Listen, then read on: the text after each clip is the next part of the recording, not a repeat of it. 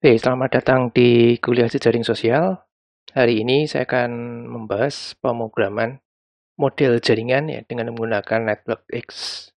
Jadi kita akan membuat jaringan, beberapa model jaringan dengan menggunakan Network X.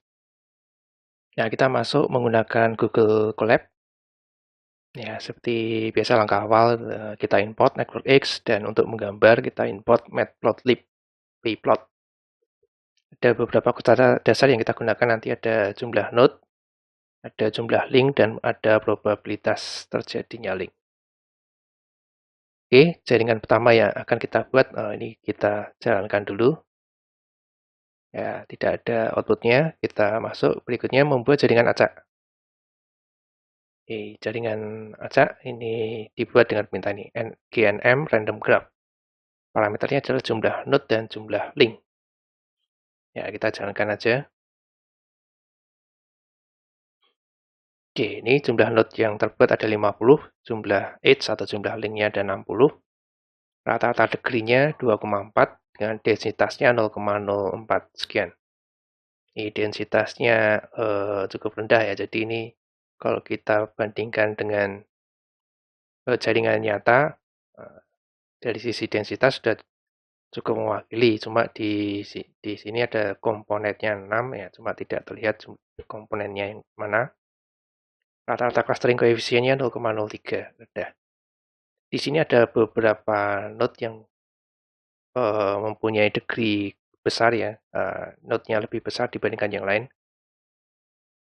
Ya, ini bisa kita anggap sebagai hub.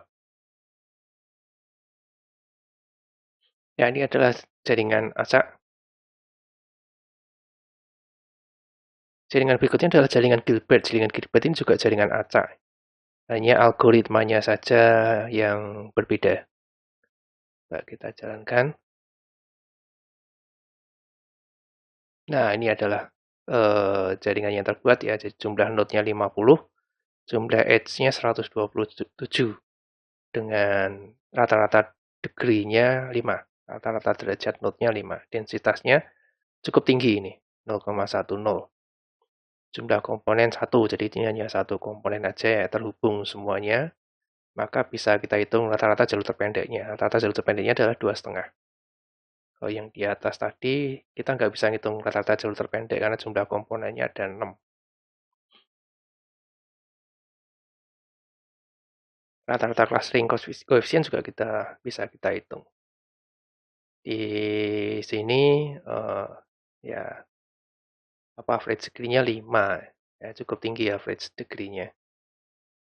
Ada beberapa node yang degree-nya rendah, ada yang tinggi ya. Ini node-nya itu lingkarannya makin besar, menunjukkan derajat node tersebut juga makin besar. Di sini kita lihat tidak jauh berbeda. Ya, tidak tahu jauh berbeda. Oke, kita lihat model selanjutnya itu adalah jaringan Watt-Strogatz.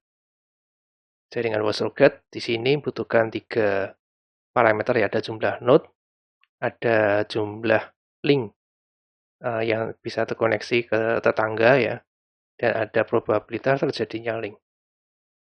Kita jalankan. Ya, ini hasilnya, ini jumlah node-nya 50, jumlah edge atau jumlah link-nya adalah 100, rata-rata degree, rata-rata derajatnya adalah 4, densitasnya 0,08. Cukup rendah densitasnya ya. Ya, bisa dikatakan cukup mewakili jaringan nyata. Cuma di sini tidak kelihatan hub-hubnya ya. Rata-rata koefisien clustering ini tinggi ini 0,41. Rata-rata jalur terpendek 3,8. Ya, kalau jumlah komponen cuma 1, kita bisa hitung rata-rata jalur terpendeknya.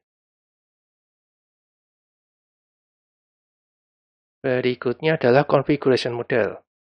Di configuration model ini, setiap node mempunyai derajat yang berbeda-beda. Ya, nah ini di sini supaya cepat saya gunakan fungsi random power law tree ya untuk menghasilkan derajat di tiap node. Ini jumlah node-nya tadi 50 jumlah node-nya. Jadi ya ini menghasilkan satu sekuen derajat node ya, dengan menggunakan algoritma power law tree. Dan kita buat configuration modelnya dengan menggunakan ini sequence-nya ini tadi ya. Nah, kita jalankan.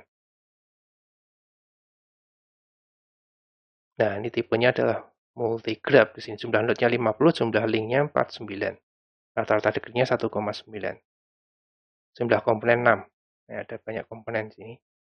Nah, kalau kita lihat di sini ada satu node yang punya degree lebih tinggi dibandingkan yang lainnya. Ya, kita kelihatan dari lingkarannya yang lebih besar dibandingkan lingkaran yang lainnya.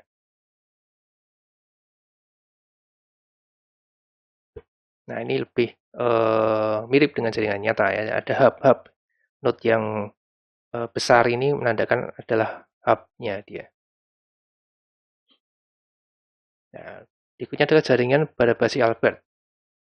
Nah, kalau jaringan pada basi Albert ini parameternya selain jumlah node juga ada jumlah link. Jadi setiap node baru dia akan terkoneksi ke jumlah node yang ada sebanyak berapa? Sebanyak 2 nih misalnya di sini.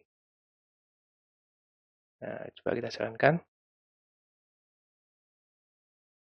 Nah, terbentuknya seperti ini. Jumlah node-nya 50, jumlah link-nya 96. Average degree-nya 3,8. Densitasnya 0,07, jumlah komponen 1. Ini clustering-nya 0,19, jalur pendeknya 0,61. Nah, ini bisa dikatakan lebih mirip jaringan nyata. Ada beberapa hub, ada beberapa node dengan link yang banyak ya, degree yang banyak ya. Terus kemudian node-node yang di luarnya adalah node-node yang baru ya. Node-node yang di luarnya adalah node-node yang baru, makanya jumlah linknya cuma 2, derajatnya cuma 2. Jadi tiap kali ada node baru ya derajatnya cuma 2, 2 gitu. Dia akan melink ke node yang sudah ada sebelumnya.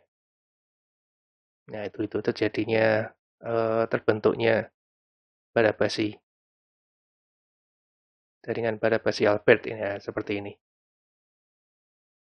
Ya, itu beberapa contoh model jaringan ya. Jadi model jaringan kita gunakan untuk mempelajari jaringan. Ya, demikian untuk materi model jaringan pada hari ini. Oke, terima kasih.